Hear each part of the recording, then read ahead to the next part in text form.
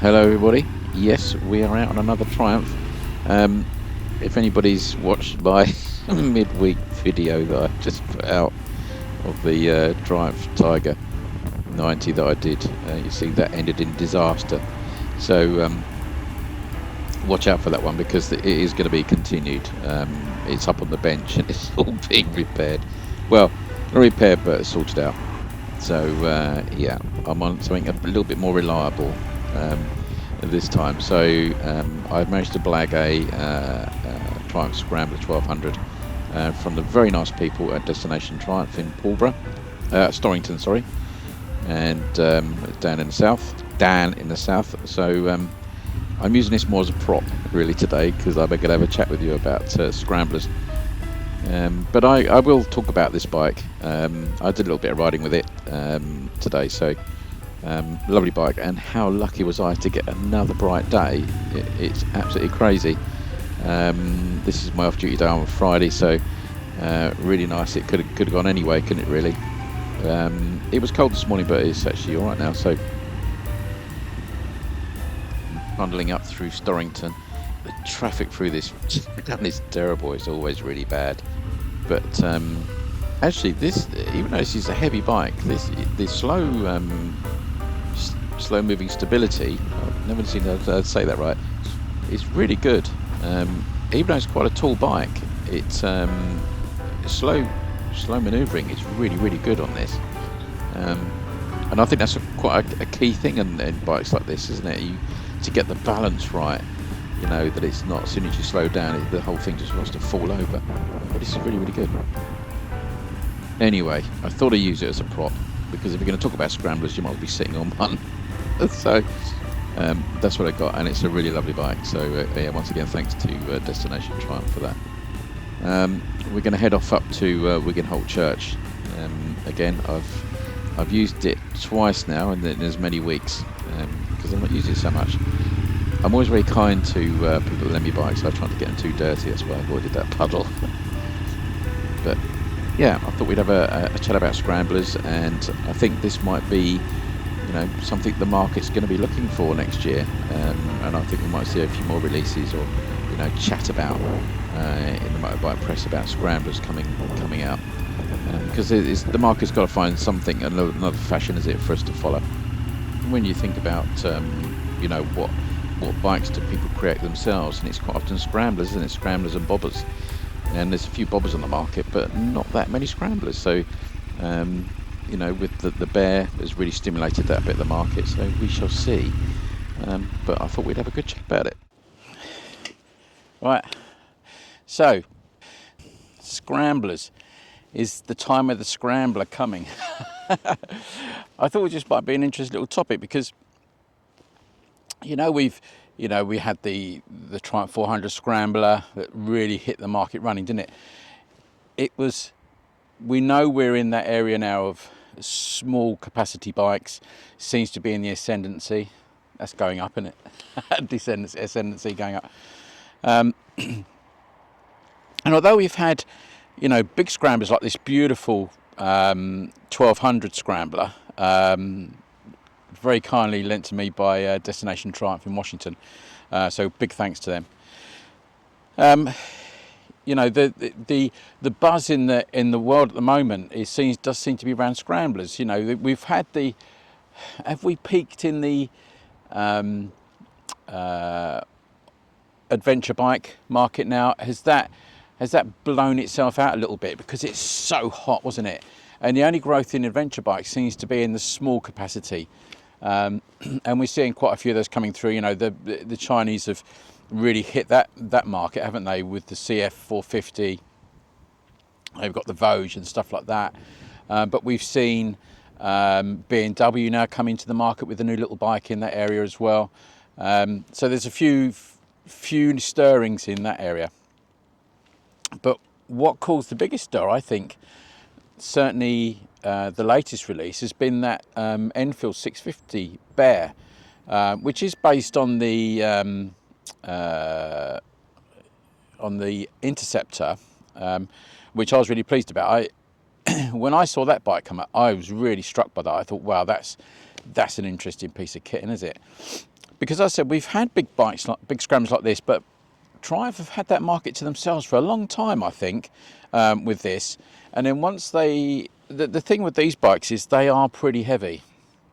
When the 400 Scrambler came out, you know, I think that is the biggest selling bike at the moment, isn't it? Certainly in the UK. I mean, the units of that bike they've sold is incredible. And I think they've hit that market in the sweet spot now, because we were looking at small adventure bikes, and now they're giving us a small Scrambler. So, you know, a bike that will do a little bit of adventure probably. And we've seen lots of videos of people taking them across India and all sorts of things, because the bike's made in India. And that's another video I'm going to be doing. But Enfield have obviously seen the desire for scramblers, small scramblers, and although the Bear was in development, I think, for quite some time, it's just come onto the market, and what a stir that caused. Because, you know, I mean, the Enfield are very clever, because they sort of throw the kitchen sink at it in advertising, didn't they, and promotion, which they did. They had loads of people riding the bike. They had test ride days in India. You know, they always find, you know, those really great off-road riders, don't they, to scramble them off in the dirt and the dust, and it looks fantastic.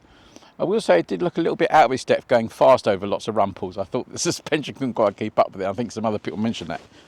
But what a great looking bike. You know, the stylists at Enfield, they really know what they're doing.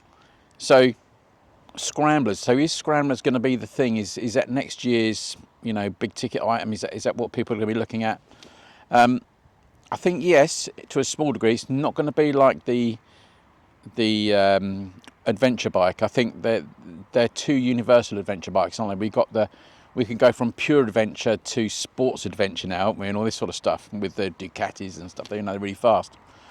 But people are definitely moving away from that heavy bike. The heavy bike market. They are looking at the small bikes. That's why the 400 Triumph has been so successful, because it is light. And it's people like me buying them, people me and older, that are buying them because they can handle it, which is again why the Speed 400 has been so successful. So what have we got coming into the market then? So the Bear, we know quite a lot more about the Bear now. It is a bike I think I will buy in the black. I think it's a beautiful bike, I really do. But as you know, it's one out, one in. So I think I would sell my Interceptor for that bike.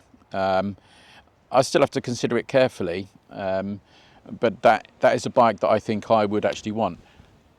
As long as my Hepco Becker panniers fit it, I want to make sure that they do. They're an expensive item, and I want to see if they do. So that might be a deal breaker if they don't, but we'll see. But it brings me on to this other thing about the other one that's was shown at EICMA and Motorcycle Live, was the BSA. I'm not entirely sure what they're calling that. The BSA C65, is it? Scrambler. I've heard some other numbers, C21 or so, I'm not sure. But anyway, C65, I think that's what they're calling it. The only issue I see with that BSA, apart from it does look fantastic, I think it's a really good looking bike. I really like that. Is that I don't know whether people have faith in believing that it's actually going to be released. I think there's too much confusion around BSA at the moment. I'm not one of those people that say that BSA are in trouble. I don't know, but they aren't. I don't think they are. But I think that bike was shown at Motorcycle Live last year, and I think it's the same bike with a couple of tweaks maybe to the exhaust, because I think it was more of a mock-up last year. And they've done a few tweaks to it with the mud guards and the exhaust, I think. So my view is, and people can shout me down on this, my view is that bike, they've seen the incredible stir that the Bear created, and I think they've probably thought we better jump on that, because I think people are ready for it. They want the Bear. It's going to be a huge success, I'm sure it is. We thought we want a piece of that action. So they've sort of resurrected it a little bit. It's touted to come out in 2025. The thing that worries me with that, I always look at the whole thing, I think, well, I wanted to see some more information about that BSA. There was nothing on their website, even to say, you know, coming in 2025, nothing. There was no proper press shots of it. There was no stuff of anybody riding it. You know, when you look at Enfield, the way they do their stuff. So, and I'm not saying that BSA have got that sort of marketing money, they haven't. So it'd be a shame if it doesn't. I think it will do really well. I think it will sell. I know BSA have had their issues in the recent past, but you know, it's a new bike, isn't it? The Gold Star was a new bike. You know, they was going to get big teething troubles. They got to. People tend to do this thing now. Even car manufacturers do this. They put bikes out into the market. They test them with consumers, which is a bit poor, and that's not unusual. That's not unusual. They don't send cars to, you know, the Arctic Circle like they used to. You know, maybe we see those things that they take cars to extreme testing temperatures and all the rest of it. I don't think they really do that these days. You know, and motorbikes in particular, they'll take it off road, and now if it's an off-road bike, and see if bits can fall off it, and they'll correct those. But bikes like the BSA and the Bear to a certain extent will probably not be off-road bikes. They will be. It's like this. This isn't a sort of bike you're going to take off-road, is it? It'll do it, but it's not. It's more of a style thing, style over content. And I'm not trying to be disingenuous to the Triumph, because I think this is a fabulous bike. But I just think it's like Range Rovers, isn't it? Range Rovers are bought by 95% of the people that never take them off-road. You just want the feel and the ability. You possibly could do it, you know. You go into a grassy car park at a country show. That's what you need it for.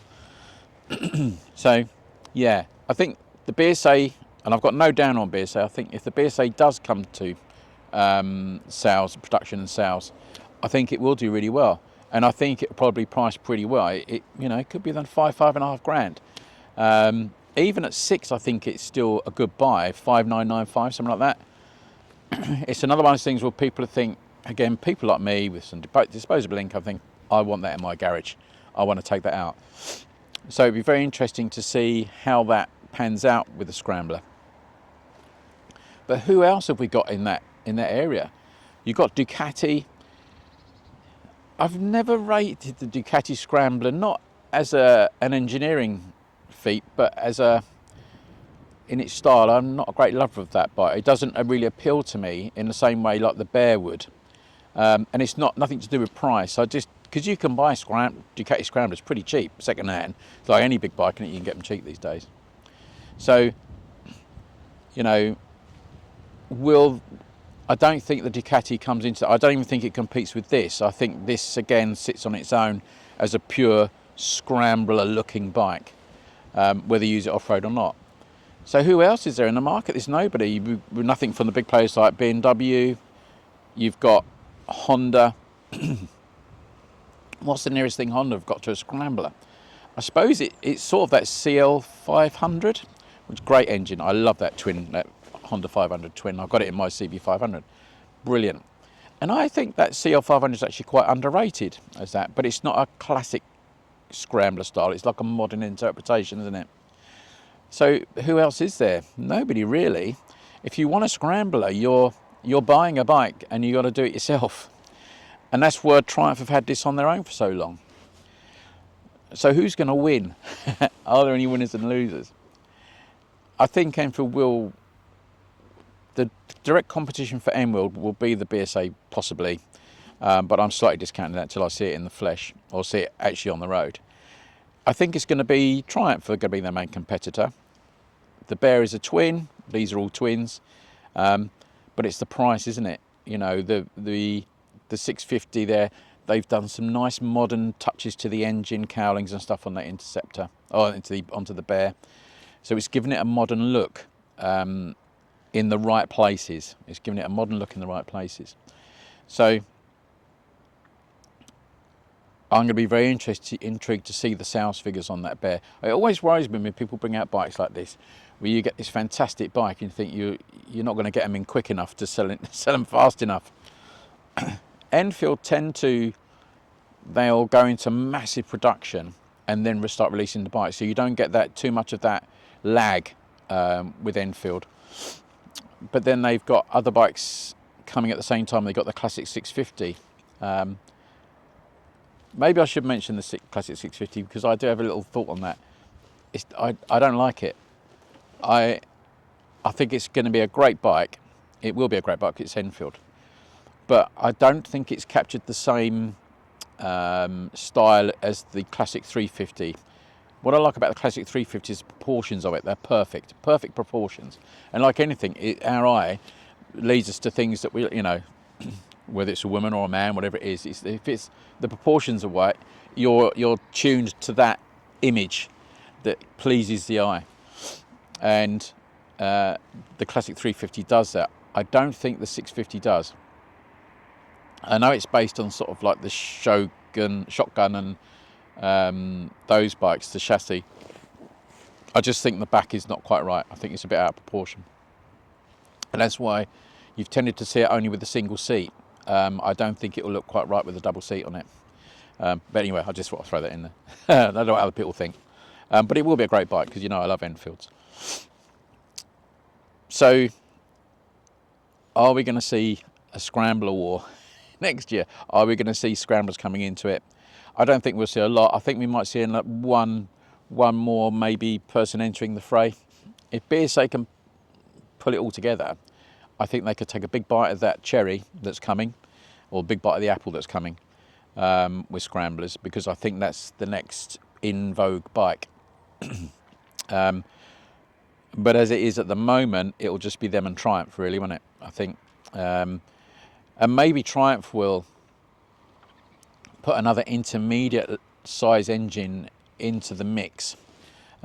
Because if people start to go for the 650 rather than the 400 size bike, then Enfield will have it to themselves. And certainly price-wise, because the price of the 400 Scrambler is, we're talking about £1,000 difference, I think, aren't we, really, between the Bear and the 400 Scrambler. But what will make it for the Triumph is the weight. It's always going to be a weight issue for a lot of buyers now. And the Bear is over that sort of 217, is it, kilos, something like 215 kilos. So it's quite a heavy bike. Where the 400, you can throw it around. It's incredible. So what did I think of the Scrambler then? It's a really cool bike, but I was just amazed how how similar it is to the 400 in its position, its seating, everything. It just feels like an exact pumped up replica of the 400, which is a difficult trick to pull off, I think. The way you look over the bars, etc. It's just really clever the way they've done that, and I wasn't really expecting that.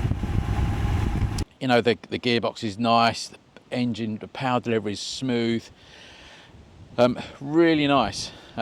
Seating position, it is wide. I think there is this thing though that the seat and where your legs come is wide, so you lose some of your reach, don't you, with bikes like this. So that's the only thing I'd say with it. It was easy to get onto, but then you realise you're quite, I've only just got to do that just to take my feet off the ground. And it's you can feel the weight of it, but it is a 1200 at the end of the day. And the side stand is easier to find than the 400. But really lovely bike. I love the colours. I love the tank straps. I always wanted a tank strap on a bike. I just got to find something to put on. I was going to put it on my Interceptor, but I never got around to it. But yeah, I mean, you do get a bit of warmth off the pipes.